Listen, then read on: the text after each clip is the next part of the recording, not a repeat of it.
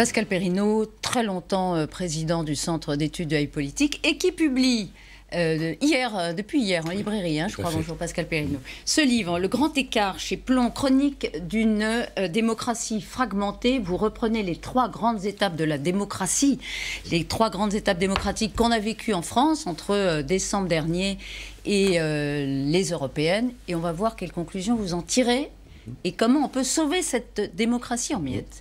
Mais d'abord, je voudrais qu'on revienne, si vous voulez bien, sur Emmanuel Macron, qui est à Amiens. Il était hier devant les étudiants, il sera tout à l'heure devant Whirlpool. D'abord, ces dernières semaines, on a observé qu'il était sur le front, il a beaucoup parlé, donné beaucoup d'interviews, il est partout, tout le temps. Est-ce que c'est cela, un an après les Gilets jaunes, dont les Français ont besoin? Est-ce que c'est cela la réponse qu'il doit avoir aujourd'hui ? Ils ont besoin d'un président présent sur les territoires, parce qu'on a bien vu dans le mouvement des Gilets jaunes que s'exprimait une fracture, certes sociale, mais aussi une fracture territoriale. Et donner trop l'impression que le président est le président des villes, le président des grandes métropoles, fait que toute une partie du pays se sent, à tort ou à raison, totalement abandonnée, qu'elle n'est pas représentée au plus haut niveau, qui est celui du président de la République. Donc il a raison d'aller sur le terrain, de se déplacer, de sortir de Paris. Tout à fait. Ce qui est curieux, c'est qu'il y a une petite musique pour dire il est omnipotent, omniprésent, il exerce sa fonction en hyper président. Donc il crée peut-être une petite irritation, et puis à côté de ça, quand il va pas à Rouen dans la seconde, là où il y a eu un incendie, c'est vrai, dévastateur dans une usine chimique, et on dit il ne fait rien. Est-ce que les Français sont infantilisés par rapport au pouvoir présidentiel? Alors il y a une grande ambiguïté par rapport à ce pouvoir présidentiel, parce que d'abord la fonction présidentielle n'est plus ce qu'elle était. Vous savez, Georges Pompidou, à la fin des années 60 et au début des années 70, avait plus de pouvoir d'action sur la société française que n'en a Emmanuel Macron aujourd'hui, dans une France insérée dans l'Europe et insérée dans la globalisation. Donc il y a une demande qui s'adresse. Certaines demandes peuvent être satisfaites, d'autres demandes échappent totalement au président de la République. Mais c'est vrai que le prestige lié à la fonction fait que les Français ont l'impression que le président peut tout.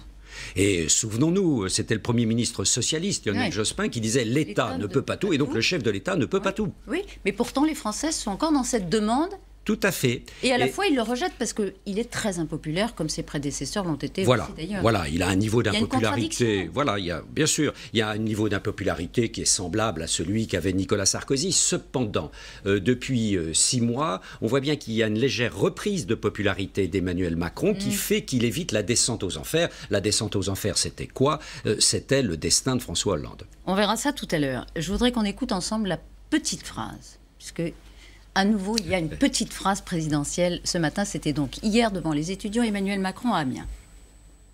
On a l'impression, si on s'écoute collectivement, si on branche la radio, qu'on allume la télé, que tout est terrible. Et en ce moment, notre pays, je trouve, est trop négatif sur lui-même, dans les commentaires qu'on a en permanence.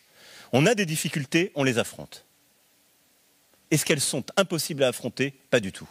Est-ce que les choses vont moins bien qu'il y a 20 ans dans tous les sujets? Faux.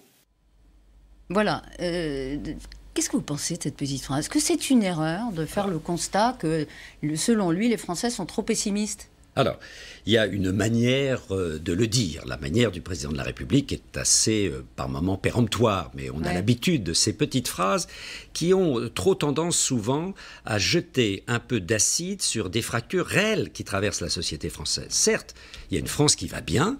Le président de la République a raison aussi de s'adresser à cette France qui va bien. Il a raison sur le fond. Bien sûr, il doit chercher à la mobiliser, mais il y a une France qui ne va pas. Et qui, elle, en effet, on l'a vu s'exprimer depuis 1 an massivement dans tous les instants démocratiques que nous avons traversés. Et cette France qui va mal, elle peut concevoir une certaine hargne à entendre un président qui va être perçu, à tort ou à raison, comme un président qui vous dit « tout va très bien, Madame la Marquise ». Donc c'est une erreur. Alors, bien sûr, il faut faire attention. Si vous voulez, de quoi souffre Emmanuel Macron? Il souffre de l'impression qu'il ne s'adresse très souvent qu'aux premiers de cordée, pour reprendre son vocabulaire. Or, il y a beaucoup de Français, la majorité de Français, qui sont au milieu de la cordée et en bas de la cordée. Et qui, pour l'instant, constatent qu'ils n'arrivent pas à remonter. Donc, ils ne voient pas très bien les vertus de ce discours gonflé à l'optimisme. Oui, et puis vous vous rappelez Jacques Chirac, au moment du référendum en 2005 européen, il avait été confronté à des jeunes dans une émission de télévision. Et il avait eu aussi des mots assez similaires en disant « Je ne vous comprends pas, je ne comprends pas votre pessimisme ». Et ça avait signé une forme de déconnexion du président Chirac à l'égard des Français. Est-ce qu'il n'y a pas ce risque-là? Oui. Est-ce que ce n'est pas la même erreur? Il y a ce risque parce que c'est vrai, quand vous comparez la France à d'autres pays, la France est un pays globalement plus inquiet que la plupart de ses voisins, l'Espagne, l'Allemagne, l'Autriche. Il y a une inquiétude française qui s'explique largement historiquement. La demande d'État est beaucoup plus forte en France qu'ailleurs, et donc les déceptions, puisque l'État ne peut pas tout, les déceptions sont plus importantes qu'ailleurs. La France a été pendant très longtemps, je crois que c'est important, c'est dans l'inconscient des gens, a été pendant très longtemps une grande puissance. Elle n'est plus une grande puissance. Déjà, je crois, Giscard disait la France est une puissance moyenne. Donc les Français ont à faire le deuil de pas mal de leurs réflexes, de pas mal de leurs habitudes, et nous sommes en plein travail de deuil. Oui, mais Jacques Chirac, comme Emmanuel Macron, le dit devant des Français, et ça peut créer un sentiment de déconnexion du président aussi par rapport au pays. Parce que c'est tenu par des hommes dont les Français se disent mais ils appartiennent au monde d'en haut. Et ce qui est vrai. Qu'est-ce que le mouvement social qui s'annonce comme assez puissant contre la réforme des retraites a de commun avec les Gilets jaunes, Pascal Perrineau? Alors, c'est assez différent de ce à quoi on a assisté il y a un an. Il y a un an, les syndicats regardaient passer les trains. Ils n'étaient pas du tout des acteurs, ils étaient même des acteurs dénoncés par le mouvement des Gilets jaunes. Et on a vu comment, à partir de la taxe sur les carburants, eh bien c'est la société, j'allais dire, dans sa base, dans ses racines, qui a pris elle-même, dans des formes d'organisation tout à fait nouvelles, le chemin de la protestation sociale. Cette fois-ci, le jeu est beaucoup plus encadré par les appareils syndicaux. Ça vient de la base syndicale aussi. Oui. Hein. Ça vient de la base syndicale, on le voit avec la CFDT cheminots. Voilà, la CFDT cheminot a joué un rôle certainement dans l'implication de la CFDT. Et puis, il y a cette fois-ci, au fond, des Gilets jaunes qui ont peur de regarder passer les trains en se disant, voilà, c'est un mouvement avant tout encadré par les syndicats et qui tentent, eux, de monter dans le train. Oui. On parle beaucoup ce matin sur LCI, dans la matinale, de la solitude du gouvernement. On voit que le front du refus, le mur du refus s'élève de plus en plus de corporations, la CFDT cheminot qui menace de monter dans le train, justement. Le gouvernement est seul. Oui, le gouvernement est seul aujourd'hui. Le gouvernement est seul parce qu'il y a confluence de protestations extrêmement diverses. Moi, je suis frappé de voir que bien au-delà du monde salarial, de la fonction publique, des entreprises publiques, qui très souvent est le môle de ce type de protestation, il y a beaucoup de salariés du privé, et puis il y a beaucoup de professions indépendantes, des gens qu'on n'a pas tellement l'habitude de voir dans la rue, les avocats, les médecins. Et là, on a affaire à la base sociale, électorale du gouvernement. Et donc on voit bien qu'il y a une certaine, solitude gouvernementale. La clé, c'est quoi? Qu'est-ce que le gouvernement a sous la main, finalement? Le soutien de l'opinion, c'est encore possible? Alors, sur la réforme des retraites? Bon, le soutien de l'opinion sur la réforme des retraites, il va falloir se lancer dans un immense travail explicatif. Parce que sur ce dossier des retraites, tout de même, si on reprend un peu la genèse de l'affaire, il y a eu en amont une vraie consultation avec les syndicats. Dire celle de Jean-Paul Delevoye pendant 2 ans, à bas bruit. Tout à fait, à bas bruit. On a le sentiment qu'elle n'a pas eu lieu, qu'elle n'a rien produit de politique. Oui, elle n'a rien produit parce qu'elle tombe dans une conjoncture qui est une conjoncture détestable. Elle vient à la fin d'une année de protestation où même ceux qui auraient pu être partiellement séduits par cette réforme des retraites sont tombés maintenant dans le camp de la protestation et suivent la frange la plus ultra de la protestation. Mais vous pensez que le gouvernement peut s'en sortir ou pas ? Où là, il y a une menace qu'il soit obligé de caler. Le gouvernement peut s'en sortir. Pensons au fond à ce qui s'était passé en novembre-décembre 1995. On avait eu un mouvement social un peu apparemment du même type que celui qui est en train de se mettre en place aujourd'hui. Le gouvernement s'en était sorti, mais en mauvais état, puisque à peine 2 ans plus tard, les législatives de 1997 ramenaient la gauche au pouvoir. Ça n'est plus le même climat. Non, ça n'est plus le même climat. Il y a eu les Gilets jaunes. Tout à fait. Et il y a eu cette violence, il y a cette haine dont vous parlez, de la représentation. Voilà. Et on ne voit pas très bien qui serait politiquement aujourd'hui capable de donner un débouché politique à une colère sociale. C'est ça qui est inquiétant pour le système. Donc le gouvernement, à votre avis, peut-il caler? Peut-il être obligé de reculer en race campagne? Oui, le schéma, le schéma Juppé de 1995-1996 est un schéma possible. D'ailleurs, déjà, par rapport à la matrice originelle, au fond de la réforme, il y a déjà des concessions et des concessions importantes qui ont été faites. La démocratie directe, vous en parlez beaucoup, ça peut peut-être sauver la démocratie. Est-ce qu'il faut un référendum sur cette affaire des retraites? Est-ce que ça peut être une porte de sortie? Alors, on pourrait imaginer un référendum. Il faut faire attention, en France, on a une utilisation du référendum où on répond très souvent beaucoup plus au contexte qu'au texte, à celui qui pose la question. Si c'est un référendum sur celui qui pose la question, le résultat est assez prévisible. Ça sera comme en 2005, un non. Chirac avait posé la question. Chirac, à l'époque, était épuisé en termes de ressources d'opinion. Ça a été non. Donc, il faudrait changer presque la tradition un peu plébiscitaire du référendum français pour le faire arriver à maturité d'un référendum où il y a une véritable campagne sur un véritable enjeu. On ne donne pas souvent exemple du cas suisse. On devrait s'inspirer un peu de ce que font nos voisins suisses. Mais on n'a peut-être pas le temps de changer la tradition d'ici les mois qui viennent. Donc ça nous paraît compliqué. En tout cas, 6 Français sur 10 soutiennent pour l'instant la contestation contre la réforme des retraites. Tout à fait. Vous qui auscultez l'opinion, c'est déjà énorme, alors que la grève n'a pas commencé. Oui, il y a, et ça c'est la continuité, si vous voulez. Je crois que même il y aurait eu un autre objet que celui des retraites, on aurait une fronde. C'est vrai que cette année dont nous sortons a cristallisé, renforcé un anti-macronisme qui devient maintenant un môle extrêmement solide, qu'il sera assez difficile, c'est pas impossible, mais qu'il sera assez difficile de fissurer. On a vu la semaine dernière, à l'occasion du premier anniversaire des Gilets jaunes, des manifestations, on a surtout retenu les images de la violence. Il y a eu aussi un blessé grave, d'ailleurs, du côté des manifestants. C'est fini les Gilets jaunes ? Alors, sous la forme que l'on a connue, si l'on regarde, puisqu'on est à l'acte 54, si l'on regarde, on s'aperçoit qu'il y a depuis l'été, même avant l'été, un essoufflement très net. Ça a commencé avec plusieurs centaines de milliers, ça s'est poursuivi avec plusieurs dizaines de milliers. Maintenant, ça n'est plus que quelques milliers, même parfois que quelques centaines. Donc on voit bien que ce mouvement, du fait de son organisation même, vous parliez tout à l'heure en effet de la haine de la représentation, le fait qu'ils ne veulent pas d'organisation qui les représente, ils ne veulent pas de leader qui les représente, et ils ont choisi cette modalité tout à fait étrange de faire une manifestation tous les samedis. Mais ces manifestations tous les samedis, ça mesure quoi ? Ça mesure leur faiblesse croissante. C'est-à-dire que tous les samedis, on a la comptabilité qui tombe de manière redoutable, voilà, et qui mesure leur déclin. Donc il faut en effet qu'ils recomposent leur modalité d'action et qu'ils, en effet, comme ils tentent de le faire aujourd'hui, qu'ils s'insèrent dans des mouvements de contestation sociale qui les dépassent, qui les englobent, mais qui les dépassent au risque, c'est vrai, de disparaître. Parce que quel est, par exemple, c'est le dossier des retraites et le dossier décisif, quel est le message politique fort que les Gilets jaunes veulent faire passer sur les retraites? On ne le sait pas.